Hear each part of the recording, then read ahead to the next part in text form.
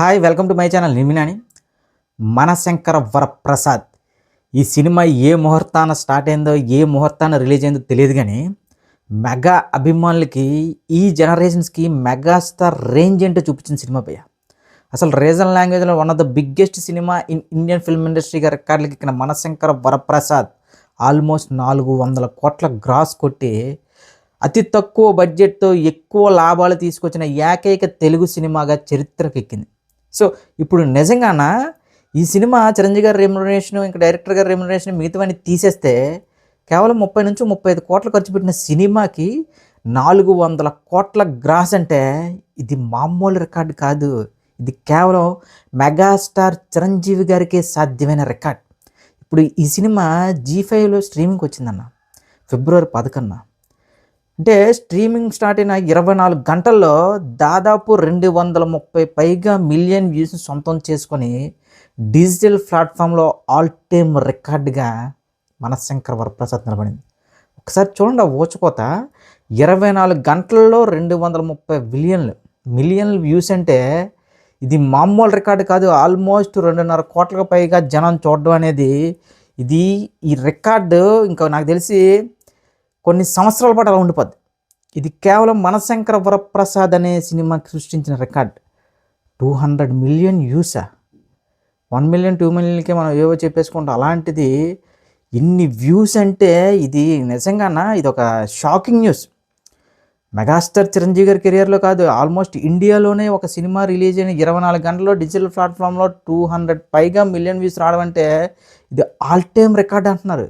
ఇది ఇన్సేన్గా చెప్పాలంటే ఇది క్లియర్గా ఇది ఫ్యామిలీ ఆడియన్స్ డామినేషన్ అని చెప్పచ్చు. మెగాస్టార్ చిరంజీవి గారు హిట్ కొడితే అది థియేటర్ అయినా ఓటీటీ ప్లాట్ఫామ్ అయినా ఈ రేంజ్లో రచ్చ ఉంటుంది అనేది నిరూపించిన సినిమా భయ్య. అసలు సినిమా స్టార్ట్ చేసినప్పుడు ఎన్ని అవమానాలు, ఎవడు పడితే వాడు ఇష్టానుసారంగా మాట్లాడారు ఈ సినిమా గురించి.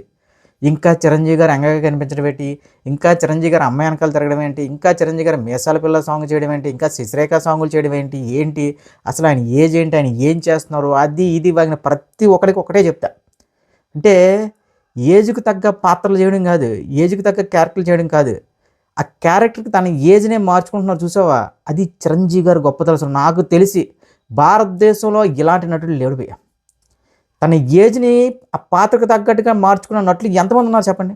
ఎవడు లేడు. అసలు ఏజ్కి తగ్గ పాత్రలు వేస్తున్నారు తప్ప ఆ క్యారెక్టర్కి తన ఏజ్ని తగ్గించుకోవడం లేదా పెంచుకోవడం అలాంటివన్నీ చేస్తుంది మెగాస్టార్ చిరంజీవి గారు మాత్రమే. 70 ఏళ్ళ వయసులో ఇలాంటి హుక్ స్టెప్లు, డ్యాన్సులు అంటే ఇది మామూలు విషయం కాదు. చాలామంది ఇప్పుడున్న జనరేషన్లో హీరోలు కూడా డూపులు పెట్టి ఏఏలు వాడి ఇవి వాడి ఫేస్ మార్కులు వాడి చేస్తున్న సినిమాలు తీస్తున్న ఈ కాలంలో అన్నీ తానే ప్రొడ్యూసర్లకి, డిస్ట్రిబ్యూటర్లకి, ఎగ్జిబ్యూటర్లకి సినిమా కొన్న ప్రతి ఒక్కరికి, ఈవెన్ ఇది ఓటీటీ ప్లాట్ఫామ్కి మొత్తం అందరికీ కూడా మామూలు లాభాలు కాదు, పిచ్చ లాభాలు తీసుకొచ్చారు మెగాస్టార్ చిరంజీవి గారు. అందుకే అంటారన్న ఆల్వేస్ మెగాస్టార్ ఈజ్ మెగాస్టార్. ఒక్కొక్కసారి సూర్యుడు కూడా మబ్బు వస్తూ ఉంటుంది, సూర్యుడేమో మబ్బులోకి వెళ్ళిపోవడం అది కామన్. అలాగే చిరంజీవి గారికి బోలాశంకర్ కానీ ఆచార్య కానీ ఈ సినిమాలు ఏంటంటే జస్ట్ టైం చేంజ్ అంతే. అదేదో అంటే ఈ జనరేషన్కి చిరంజీవి గారి సినిమాలు పనికిరావు, ఈ జనరేషన్కి చిరంజీవి గారు పనికిరారు, అది ఇది వాగిన ప్రతి ఒక్కడికి కూడా 90mm రాడు పెట్టి చిరంజీవి గారు మామూలే కాదు. నాకు అసలు మనశంకర వరప్రసాద్ అనే సినిమా మార్నింగ్ షో చూసినప్పుడే, ప్రీమియర్ చూసినప్పుడే అసలు నాకు ఆయన ఏజ్ గుర్తురాలే. ఇది కదా నా బాస్ అంటే, ఇది కదా నా చిరంజీవి అంటేనే ఫీల్ తప్ప అసలు ఎక్కడ ఆయన ఏజ్ కానీ ఏది మనం ఇప్పుడు క్లియర్గా చెప్పాలంటే అన్న, ఇప్పుడున్న జనరేషన్లో చాలామంది హీరోలు కొన్ని సీన్స్లో కొద్దిగా లేజీగా ఏంటి ఫేస్ ఏంటి ఎలా ఉంది ఆ సీన్లో, అసలు ఎలాంటిది ఎక్కడా లేదన్న మనశంకర వరప్రసాద్ మొత్తం. ఈ క్రెడిట్ మాత్రం చిరంజీవి గారితో పాటు అనిల్ రావుపూడి గారికి. చిరంజీవి గారు కనిపించే ప్రతి ఒక్క ఫ్రేమ్ కూడా కన్నులు విందులుగా ఉండాలి అని చెప్పి డిసైడ్ అయిన అనిల్ రావుపూడి గారికి, కెమెరామెన్ సమీర్ రెడ్డి గారికి చాలా పెద్ద థ్యాంక్స్ అన్న మెగాస్టార్ ఫ్యాన్స్ నుంచి. మీరైతే మా చిరంజీవిని మాకు ఇచ్చారు. ఇదివరకు వాల్తేరు వీర సినిమా చూసిన తర్వాత, ఆ వాల్తేరు వీర సినిమా తర్వాత వచ్చిన ప్రతి ఒక్క సినిమా కూడా ఒక పెద్ద కళాఖండ. ఇంకా క్లియర్గా చెప్పాలంటే ఆచార్య, బోలాశంకర్ ఈ 2 సినిమాలు చిరంజీవి గారి ఇమేజ్ని డ్యామేజ్ చేసి అంటారు చాలామంది. కానీ ఎక్కడైనా అగ్గికి చెదలు పుడతాయన్న, చిరంజీవి గారి ఇమేజ్ డ్యామేజ్ అవ్వడమే. చిరంజీవి గారు అనే వ్యక్తి తెలుగు వాళ్ళు, తెలుగు సినిమా ఉన్నన్న కాలం చిరంజీవి అనే పేరు అలా ఇండస్ట్రీలో ఉంటూనే ఉంటుంది. 40 సంవత్సరాలుగా ఏకాధిపత్యంతో ఒక్కడే చిరంజీవి అనే పేరు మాత్రం ఇండస్ట్రీలో వినిపిస్తుంది అంటే చిరంజీవి అనే వ్యక్తి ఏర్పరచుకున్న ఆ సింహాసనం ఆ స్థాయి ఎలాంటిది ఒక్కసారి ఉంచుకోండి. ఇదేదో ఈరోజు ఒక సినిమా హిట్ అయితేనో ఏంటో ఒక సినిమా పోతేనే చెరిగిపోయి ఇమేజ్ కాదు చిరంజీవి అనేది. చిరంజీవి అంటేనే ఆ పేరులోనే చిరత్వం ఉంది. చిరంజీవి ఆల్వేస్ చిరంజీవి. ఎవడు ఇంకా ఎన్ని నెగిటివిటీలు చేసినా ఏం చేసినా సరే మనశంకర వరప్రసాద్ అనే సినిమా ఈ స్ట్రీమింగ్ రికార్డును కొట్టాలంటే మీరు పాన్ ఇండియా హీరోలు అయ్యి ఉండాలి, పాన్ వరల్డ్ డైరెక్టర్లు రావాలి, ఇంకా పాన్ ఇండియా లెవెల్లో సినిమా రిలీజ్ అవ్వాలి. ఆ సినిమాకి పాన్ ఇండియా మొత్తం ఒక బ్లాక్ బస్టర్ విమానం స్టాక్ వస్తే తప్ప కనీసం ఈ డిజిటల్ స్ట్రీమింగ్ రికార్డులు కూడా కొట్టలేరు మనశంకర వరప్రసాద్ మీ హీరోలు.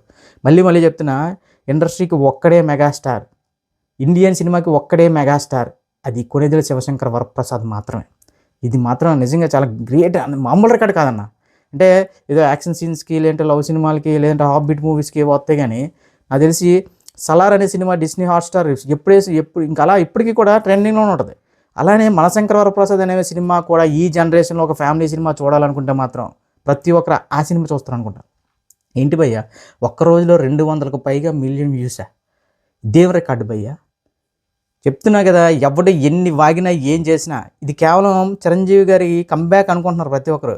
దీని తర్వాత అరాచకం ఎలా ఉంటుందంటే, శ్రీకాంత్ ఓడెల సినిమా కానీ డైరెక్టర్ బాబీ గారి సినిమా కానీ, శ్రీకాంత్ ఓడెల ఎంత మ్యాడ్ అంటే ఇప్పుడు మన సినిమా వాళ్ళ సినిమా ప్యారడైజ్ అయిన సినిమాని చిరంజీవి గారి బర్త్డేకి ముందు రోజు రిలీజ్ ప్లాన్ చేశాడంటే చూడండి ఆడు ఎంత వీరాభిమానం.